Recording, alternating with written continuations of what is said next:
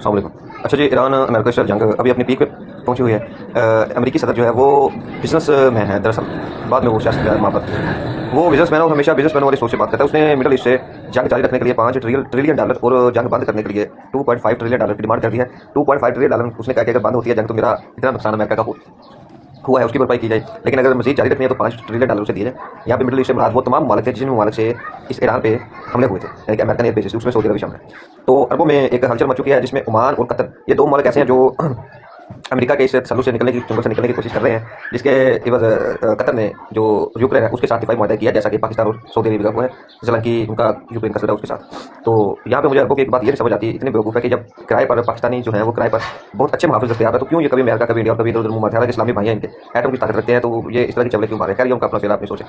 हम वो शाही लोग हैं, हमसे बेहतर समझदार है ज़्यादा, हम क्या कह सकते हैं। खैर जो ओमान है वो भी अपनी जंजीरें तुड़वा के ईरान के तसल्लुत में आना चाहता है, क्योंकि वो कोशिशें भी कर रहा है, क्योंकि ओमान का इसमें बहुत सारे फ़ायदे के साथ मेन दो जो मेजर फ़ायदा, एक ये कि ओमान की जो पब्लिक है वो भी बहरीन की तरह तकरीबन 70-80% शिया मसलक है, और वहाँ की हुकूमत भी शिया, यानी कि वहाँ पे सरकारी जो मसलक या मजहब है वो शिया है ओमान मसलक में। दूसरी बात, ओमान की अगर ये ईरान के सल्तनत में आ जाता है तो ओमान का जो ईरान जो बहरी टैरिफ इस वक्त बढ़ा के 10 से 15% कर चुका है, जो कि पहले 7 से 8% था, यानी कि बहरी टैरिफ से बाद वो पैसे जो ईरान आबना हरमत से गुजरने वाले हर जहाज से लेता था वो बढ़ा दिया। तो इसमें ओमान को रिलीफ मिल सकता है, हो सकता है मुकम्मल छूट हो जाए उसके लिए, उसकी जो गैस और आयल की तजारत है उसका। और बाकी जो ममालिक है वो अभी भी खलीज के, मिडल ईस्ट, वो अभी भी जैसे यूएई हो गया और सऊदी हो गया या बाकी दीगर रियासतें छोटी मोटी, वो अभी भी अमेरिका के तसल्लुत में ही है। और दूसरी तरफ जो बहरीन है वहाँ पे हालात इस कदर पोशीदा हो गए हैं जंग के, वहाँ पे जो उनकी शाही खानदान था बहरीन का वो मुल्क छोड़कर भाग चुका है, सऊदी अरब पहुंच चुका है, कुछ कवैत चले गए हैं, और पब्लिक और अदारों की दूर दूर लड़ाइयाँ पिछले 3 दिनों से जारी हैं, जब से उन्होंने बहरीन वालों ने एक वहाँ पे नौजवान को शहीद किया। ईरान की जो सपोर्ट कर रहा था उसकी मतलब डिटेल से वीडियो मैंने पहले भी बनाई है। तो उस तनाजुर में बहरीन में इस कदर शरीर झड़पें हो रही है कि अब तक की इतलात के मुताबिक तकरीबन 800 के लगभग बहरीनी जो पब्लिक है वो शहीद हो चुकी है। सिक्योरिटी इदारों की तादाद भी 450 के करीब पहुंच चुकी है जो शहीद को वफात पा चुके हैं, शहीद हो चुके हैं।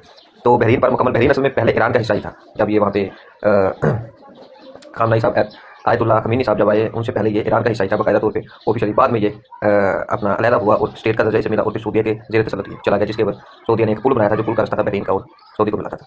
तो बहरीन जो है वो वापस ईरान में भी जाएगा, मेरी एक प्रेडिक्शन है। ओमान भी ईरान के साथ अटैच हो जाएगा, उसका हिस्सा ही क्या एक किस्म का बन जाएगा, जैसे हमारे साथ आज़ाद जम्मू कश्मीर और गिलगित बल्तिस्तान दीगर रियासतें हैं। इस जंग में हुआ ये है, होगा ये इस जंग के आखिर में कि ये जो इसराइल की एक प्लानिंग है ग्रेटर इसराइल की, वो कामयाब हो ना हो, लेकिन ईरान ग्रेटर बन जाएगा इस जंग के एंड पे।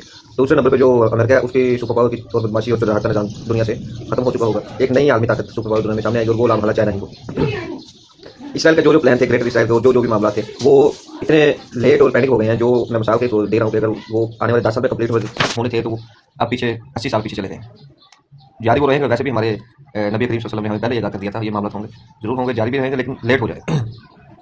इन सब मामलों में डोनाल्ड ट्रंप, अमेरिका और उसकी जो टीम है वो इस कदर बौखला गई और बेहुदा बातें करी है कि उसकी टीम का एक मेंबर अगले दिन ट्वीट कर रहा है कि अमेरिकन फौज ईरान से जल्द निकल जाएगी, हमने अपने मफादात ले लिए। हालांकि ईरानियों ने अमेरिकी और इसराइलियों को इस तरह भगा भगा कर मारा जैसे कुत्ते को मारते हैं, और दूसरी बात अपने बॉर्डर तो क्या अपने करीबी बॉर्डर पर भी आने दे दिया, इस तरफ मिडल ईस्ट में बैठ के कार्रवाई करते रहे। दूसरी तरफ ट्रंप साहब जो थे वो फरमा रहे थे, एक तरफ वो कह रहा था कि मुझे ईरानी पब्लिक जो वो सुप्रीम लीडर बनाना चाहती थी, मैंने कह दिया शुक्रिया। दूसरी तरफ उसने बयान दिया कि ईरान जो है वो ईरानी हुकाम मुझसे जंगबंदी की दरखास्त करें, ये आजकल उसने ट्वीट किया। एक और ट्वीट उसकी तरफ से हुआ आजकल में कि ईरानी जो हुकाम है वो मेरे साथ मिलकर ईरान को चलाएंगे। तो वो उस तरह की बेखुदा चलने मार रहा है, उसका ज़हनी तवाज़ुन वाकई बिगड़ चुका है। वो इस वजह से बिगड़ चुका है कि उसका जनरली वो जो ऑलमोस्ट डिमांड कर रहा है 2.5 ट्रिलियन डॉलर, 5 ट्रिलियन डॉलर की, जो मैंने वीडियो को शुरू में बात किया, वो जनरली उसका खर्चा हो चुका है। वो एक कारोबारी बात भी मद्देनजर रख रहा है, मुनाफा भी होगा उसमें अपना, लेकिन उसका जनरल खर्चा इतना हो चुका है। तो अब वो बौखला गया। ऊपर से इलेक्शन साल पे अमेरिका में भी और इसराइल में भी कंपेनियां चल रही हैं, ऊपर से नेतन्याहू की जो ओपोनेंट है वो भी बहुत मजबूत ग्रुप है। तो ये सारे मामले सियासत भी इसमें इन्वॉल्व है। इन सब के अलावा ट्रंप ने एक बात कही है, जैसे उसने पिछले दिनों बताया कि 8 जहाज मुझे ईरान की तरफ से मिले जिनके पाकिस्तान जट लगे थे पेट्रोल ऑयल के। उसी तरह उसने एक बात कही है कि मेरे साथ जितने भी लोग हैं वो कमी और नहल हैं और कमीने लोग हैं जिनको मैं अपने साथ लिए फिरता हूँ। मुझे अच्छा लगता है, मेरी वो जो कह रहे हैं कामयाब लोगों से दूर रहना अच्छा लगता है, क्योंकि कामयाब लोग अपनी कहानियाँ सुनाते हैं, जबकि मैं अपनी कहानियाँ सुनाता हूँ कमी लोगों को। तो इसी बात से याद आया कि पिछले दिनों हमारे वज़ीर-ए-आज़म साहब जो थे वो ऐसे सलूट मार के सदर को और नोबेल प्राइज़ का लिए नॉमिनेट करे थे। हालांकि ये वही बंदा है जिसने अब तक ईरान की जंग में तकरीबन 670 के करीब मासूम बच्चे और बच्चियों को शहीद करवाया, जो प्राइमरी स्कूल के थे। ईरान में 3 मुख्तलिफ स्कूलों पर टारगेट करवाते, और हमारे वाला जो मालशिया है वो ऐसे करके जनाब को नॉमिनेट करा था। और ये दूसरी तरफ वो उसने बता दिया, ये कल तक जो बातें कर रहे थे एड़ियाँ उठा उठा के जी पाकिस्तान दुनिया के फैसले करेगा, पाकिस्तान दुनिया ऐसा करेगा वैसा करेगा, उनके लिए वो उसने ये ट्वीट छोड़ दिया आज और उसी तनाजुर में एक वाक़या आज और भी हुआ है कि ईरान ने जो बहरी टैरिफ बढ़ा दिया है, जो 7 से 8% से सीधा उसने 10-15% कर दिया है, उसके लिए आज पाकिस्तान में इस्लामाबाद में पाकिस्तानी नायब वज़ीर आज़म जो है साका, वो और उसके साथ तुर्किया के एक वज़ीर ख़ारजा और 2-3 दीगर, मलेशिया होगा, 1-2 दीगर इस्लामी ममालिक के वज़ीर ख़ारजा बैठे साथ जुड़ के इस बात का हल निकालने के लिए कि अपने हद से हम या तो वो टैरिफ पिछले पे रेट पे करवाएं या कोई ईरान के साथ डील करें अपनी हद तक। तो इस बैठक को भी लोगों ने, इसी तरह के लोगों ने, वो जो हमारा पालसिया जो ऐसे करके ट्रंप को नोबेल प्राइज़ का नाम नॉमिनेट करता है, उसी के जो पैरोकार, उसी के जो मानने वाले चाहने वाले पालसी हैं पाकिस्तान में, वो अब बढ़ा चढ़ा के बता रहे हैं कि जी पाकिस्तान दुनिया के फैसले करने के लिए दूसरी बार पाकिस्तान को दुनिया ने ये इकट्ठा किया, बैठक में पाकिस्तान के तरले कर रहे हैं साकिब के, यार आप ये जंगबंदी करो। यानी अंदाजा लगाया जो लोग अपने इंडिया ने 50 लाख बैरल तेल खरीदा है, जो पीछे 2-3 दिन तक जंगबंदी रही है उस दौरान ईरान से, जो अपने आप ईरान से तेल नहीं खरीद सकते सस्ता अमेरिका के हुक्म के बगैर, जो गैस नहीं खरीद सकते अमेरिका के हुक्म के बगैर, वो जनाब दुनिया के फैसले करेगा। ये किस तरह के मादरचोद यकीन लगा रहे हैं कौम के साथ, कुछ बता दो।